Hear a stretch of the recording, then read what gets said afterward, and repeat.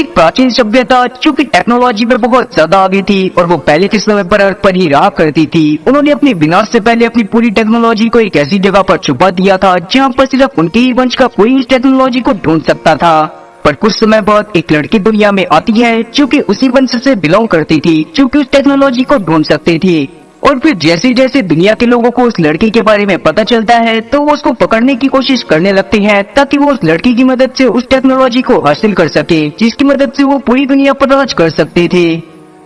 तो कहानी की शुरुआत में हमें इरिडियन नाम की एक सभ्यता के बारे में नरेशन के थ्रू बताया जाता है जो कि काफी समय पहले अर्थ के लोगों और साथ ही अर्थ पर राज करा करती थी। उनके पास ह्यूमन टेक्नोलॉजी और उस समय के मुकाबले बहुत ज्यादा ही आधुनिक हथियार और बहुत सारे गैजेट थे जो कि उनको काफी ज्यादा मदद करा करते थे ताकि वो सब चीजों को अर्थ पर बहुत अच्छे से मैनेज कर पाए। पर वही टेक्नोलॉजी एक दिन उनके अंत का कारण बन गई, जिस दौरान पूरे के पूरे एरिडियंस मारे गए। पर मरने से पहले एरिडियंस ने अपनी सारी की सारी टेक्नोलॉजी और बहुत सारे गैजेट्स को एक ऐसी जगह पर छुपा कर रख दिया था जहाँ पर सिर्फ एरिडियन के लोग ही पहुँच सकते थे। और उसी समय पर यह भविष्यवाणी भी हुई थी कि एक समय पर एरिडियन की एक बेटी आकर उस जगह को खोलेगी और वहाँ पर से वो एरिडियंस की सारी टेक्नोलॉजी और उनके गैजेट्स को निकाल लेगी। वेल, अभी के समय पर सबको ये बात तो पता थी कि एलियंस ने अपने सारे के सारे गैजेट्स पेंडोरा नाम की एक जगह पर छुपाए हुए हैं, पर किसी को ये बात नहीं पता थी कि आखिरकार वो लड़की कौन है जो कि काफी समय बाद आने वाली है और वो एरिडियन की सारी टेक्नोलॉजी की मालिक होगी।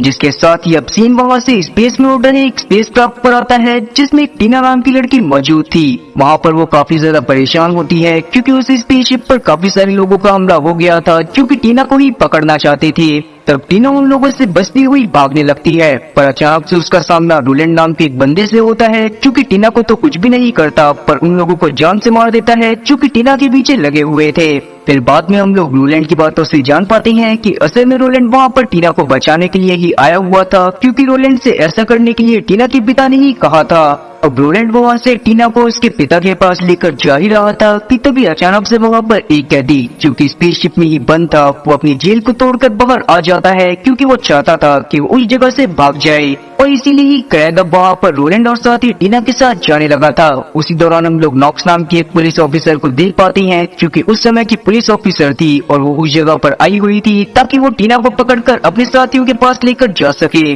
और तब जाकर हम लोग नॉक्स की बातों से जान पाते हैं कि असल में सभी लोगों को लगता है कि टीना ही वही लड़की है जो कि इरिडियन की सारी टेक्नोलॉजी की मालिक है, इसीलिए सब लोग उसको पकड़ना चाहते हैं ताकि वो लोग उसकी मदद से इरिडियन की सारी टेक्नोलॉजी को हासिल कर सके। पर अभी क्रैग वहाँ पर टीना और साथी रोलैंड की जान बचाने के लिए नॉक्स के ऊपर हमला कर देता है और वो किसी तरह से नॉक्स को घायल करता हुआ रोलैंड और साथी टीना को लेकर रोलैंड के स्पेसशिप की तरफ चला जाता है। जिसके साथ ही अब सीन वहाँ से प्रोमेथिया नाम के एक प्लेनेट पर आता है जहाँ पर अब काफी सारे इंसान छोटी छोटी कॉलोनीज बनाकर रहने लग गए थे। उनमें से एक कॉलोनी के एक बार में हम लोग लिलिथ नाम की एक लड़की को देख पाते हैं जो कि असल में बाउंटी हंटर और साथ ही किलर थी। इसको तुम बिल्कुल मार्वल वाली पीटर क्विल की तरह मान सकते हो जो कि लोगों को मारा करता था और चीजों को चुराया करता था ताकि वो अपना पालन पोषण कर सके। अब लिलिथ वहाँ पर बियर पीते हुए आराम से 4 मैन डाउन गाना गा ही रही थी कि तभी अचानक से ही उसके सामने एक होलोग्राफिक इमेज ओपन होती है जो कि किसी और की नहीं एटलस की थी और वही असल में टीना का पिता था। और तब जाकर हम लोग एटलस की बातों से जान पाते हैं कि असल में कुछ लोगों ने टीना को किडनैप कर लिया है और वो उसे अपने साथ पेंडोरा प्लेनेट पर ही लेकर चले गए थे। और अभी के समय पर एटलस चाहता था कि लिलिथ उस जगह पर जाकर टीना को किसी तरह से बचा कर लाए जिसके बदले में वो उसे कुछ भी देने के लिए तैयार था। और पिंडोरा पर जाने के लिए एटलस ने लिलिथ को ऐसी वजह से चुना था क्योंकि लिलिथ असल में खुद पिंडोरा से ही बिलोंग करा करती थी, पर जब वो बचपन में वहाँ पर रहा करती थी उस दौरान वहाँ पर काफी सारे लोगों का हमला हो गया था जिस दौरान पिंडोरा के सभी लोग मारे गए थे और उसमें ही लिलिथ के माँ बाप भी शामिल थे। पर मरने से पहले किसी तरह से उन लोगों ने लिलिथ को वहाँ से निकाल दिया था और तब से ही लिलिथ अपना बाउंटी हंटर की तरह जीवन चालू कर चुकी थी। उसने काफी सारे लोगों को मारा था और काफी सारे लोगों को बाउंटी हंटर के पीछे बचाया भी था। पर तब से लेके अब तक के पूरे टाइम के दौरान कभी भी वो वापस से पिंडोरा ग्रह पर नहीं गई थी क्योंकि वो इस बात को बहुत अच्छे से जानती थी कि अगर वो पिंडोरा ग्रह पर जाती है तो वहाँ पर उसका इमोशनल ब्रेकडाउन हो जाएगा और इसीलिए अभी भी लिलिथ वहाँ पर एटलस को मना कर देती है कि वो इस मिशन को नहीं कर सकती। पर वहाँ पर एटलस उसे किसी तरह से समझाने की कोशिश करता है कि ये बात असल में उसकी बेटी की है और उसे किसी भी हालत में टीना को बचा कर लाना पड़ेगा।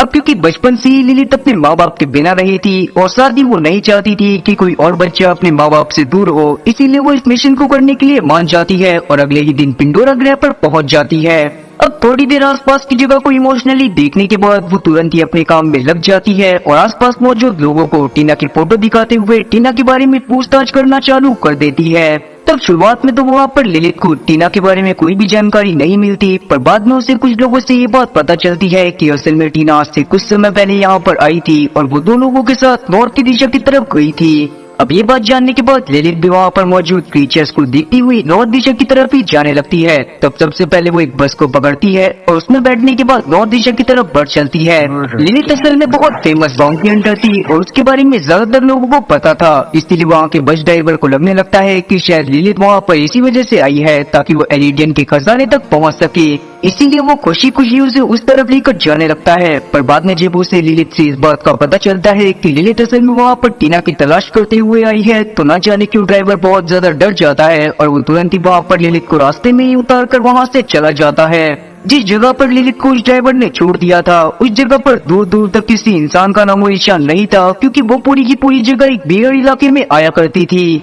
अब पिंडोरा पर आने की वजह से ललित वैसे ही बहुत ज्यादा परेशान थी और अब ड्राइवर ने उसे खाली रास्ते पर छोड़ दिया था और अब क्योंकि रात भी होने वाली थी, इसीलिए ललित सबसे पहले परेशान होती हुई एक स्क्रैप यार्ड के पास जाकर बैठ जाती है ताकि वो वहाँ पर अपनी रात को गुजार सके। तभी स्क्रैप यार्ड के आसपास उसे कुछ हलचल होते हुए दिखाई देती है और वहाँ पर उसके पास एक छोटा सा रोबोट आ जाता है, क्योंकि उससे बातें करते हुए ये जानना चाहता था कि आखिरकार ललित कौन है और वो इस जगह पर क्या करने के लिए आई हुई है। तब हम लोग रोबोट की बातों से ये बात भी जान पाते हैं कि असल में वो रोबोट काफी समय से उस जगह पर अकेले ही भटक रहा था और वो चाहता था कि कोई उसे वहाँ से ले जाए, इसीलिए वो ललित की मदद करने का डिसाइड करता है और वो उसे ऑफर करता है कि वो उसकी मदद करेगा और बदले में ललित उसे अपने साथ लेकर जाएगी। पहले तो ललित उस रोबोट से कोई भी बात नहीं करना चाहती थी क्योंकि उसका मूड बहुत ज्यादा खराब था, पर बाद में जब वो रोबोट की बातों को सुनती है तो कहीं ना कहीं उसे रोबोट में अपनी एक परछाई दिखने लगती है, क्योंकि वो भी काफी समय से अकेली थी। और यही सब सोचते हुए वो रोबोट की बात को मान जाती है और उसे टीना की फोटो दिखाती है। तब रोबोट टीना की फोटो को स्कैन करने के बाद बताता है कि असल में टीना अभी के समय पर कुछ माइल्स के पास रह रही है, जो कि पिंडोरा ग्रह पर ही मौजूद है। अब उस रोबोट के हिसाब से अगर वो लोग अभी के समय पर चलना चालू करते तो वो 132 दिन में उन माइंस के पास पहुंच जाती। अब इस बात को जानने के बाद ललित काफी ज्यादा परेशान हो जाती है और वो डिसाइड करती है कि वो उस बियर्ड इलाके में रहने वाले डाकुओं की गाड़ियों को चुराएगी।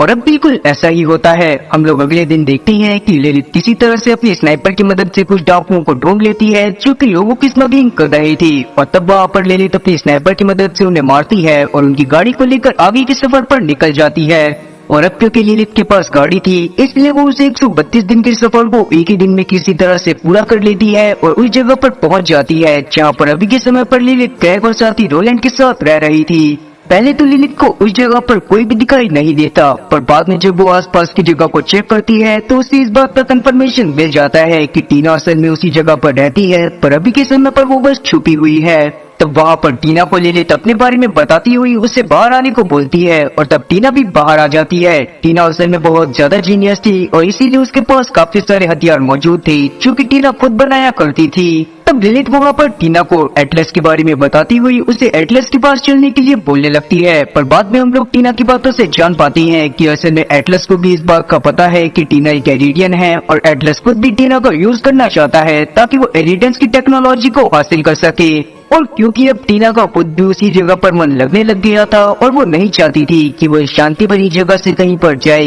इसीलिए वो यहाँ से न जाने का फैसला करती है। इसीलिए टीना वहाँ पर एक छोटा सा ब्लास्ट करते हुए भागने की कोशिश करने लगती है। उस दौरान हम लोग देख पाते हैं कि ललित और साथ ही उसका रोबोट भी अब टीना का पीछा कर रहे थे, पर टीना की मदद करने के लिए इतने में वहाँ पर क्रैग पहुँच जाता है। और अब ये बात जानने के बाद कि ललित उस जगह पर से टीना को लेने के लिए आई हुई है और टीना उस जगह से नहीं जाना चाहती, क्रैग को बहुत ज्यादा गुस्सा आ जाता है और वो तुरंत ही ललित के ऊपर अटैक करना चालू कर देता है। तब ललित क्रैग को हराने की बहुत ज्यादा कोशिश कर रही थी, पर क्रैग असल में बहुत ज्यादा पावरफुल था क्योंकि ललित को इधर उधर उठाकर फेंकने लगता है। पर उसी दौरान वहाँ पर नॉक्स भी पहुँच जाती है जो कि अभी भी टीना के पीछे थी और वो खुद भी यहाँ पर टीना को लेने के लिए आई हुई थी। टीना क्योंकि थोड़ी सी बचकानी हुई थी इसलिए उसे ये देखकर बहुत ज्यादा अच्छा लगने लगता है कि लिलित और साथ ही नॉक्स दोनों ही आपस में लड़ाई कर रही हैं ताकि वो टीना के अटेंशन को पा सके और टीना उन दोनों में से किसी एक के साथ चली जाए। अब जब नॉक्स को इस बात का पता चलता है कि टीना को लिलित भी वहाँ पर लेने के लिए आई हुई है तो नॉक्स को बहुत ज्यादा गुस्सा आता है और वो तुरंत ही लिलित के ऊपर अटैक करना चालू कर देती है।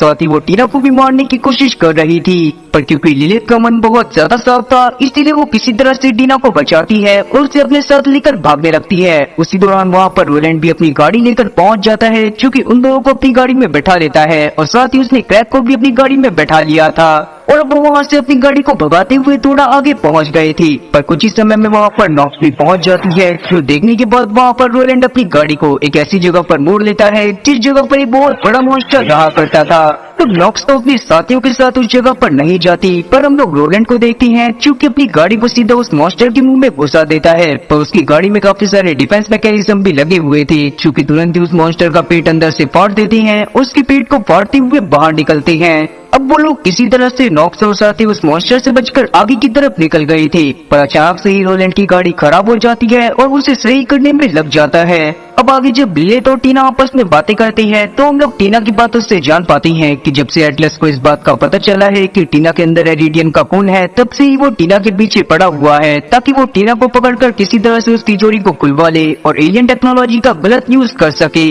साथियों में उस समय पर ये बात भी पता चलती है कि रोलैंड असल में एक बाउंटी हंटर है, जो कि अपनी मर्जी से ही टीना को बचाने के लिए आया हुआ था, क्योंकि उसके पास ये मिशन है कि वो टीना को ले जाकर किसी तरह से उस तिजोरी को खुलवाए और वहाँ से एलियन टेक्नोलॉजी को हासिल करने के बाद इंसानों की भलाई के लिए यूज करे। और क्योंकि एटलस को इस बात का पता चल गया था कि रोलैंड ने टीना को अपने कब्जे में ले लिया है और वो टीना को अपने साथ लेकर तिजोरी की तरफ जा रहा है, इसलिए ही एटलस ने वहाँ पर लिलित को भेजा था ताकि लिलित वहाँ पर रोलैंड से लड़ाई करने के बाद टीना को हासिल कर सके और उसे वापस से एटलस के पास ले